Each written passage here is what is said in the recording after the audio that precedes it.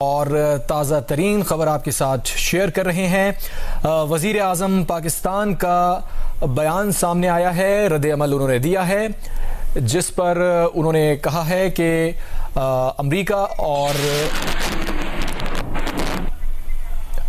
अमरीका और ईरान जंग बंदी पर वज़ीर आज़म शहबाज शरीफ का रद्द अमल सामने आया है। उन्होंने कहा है कि मुझे बताते हुए खुशी है कि अमरीका ईरान जंग पर वज़ीर आज़म शहबाज शरीफ ने रद्द अमल देते हुए कहा है कि दोनों ममालिक राज़ी हो गए हैं। अमरीका ईरान जंग बंदी पर वज़ीर आज़म शहबाज शरीफ का रद्द अमल। उन्होंने कहा कि ईरान जंग बंदी पर वज़ीर आज़म शहबाज शरीफ ने बोला कि अमरीका और ईरान दोनों जंग बंदी पर राज़ी हो गए हैं। अमरीका, ईरान और इत्तेहादी भी, उन्होंने ये जिक्र किया कि अमरीका, ईरान और इत्तेहादी भी फौरी जंग बंदी पर राजी हो गए हैं। वज़ीर आज़म शहबाज शरीफ ने ये ट्वीट किया है और अपनी ट्वीट में उन्होंने ये लिखा है कि ईरान, अमरीका और इत्तेहादी जंग बंदी पर राजी हो गए हैं। इसमें लबनान भी शामिल है और दीगर मकामात भी शामिल हैं और इसका फौरी इत्तलाक होगा।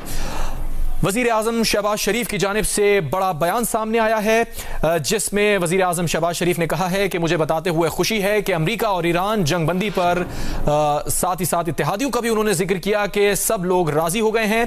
अमरीका ईरान जंग बंदी पर यह बताते हुए मुझे खुशी है कि अमरीका और ईरान जंग बंदी पर राज़ी हो गए हैं।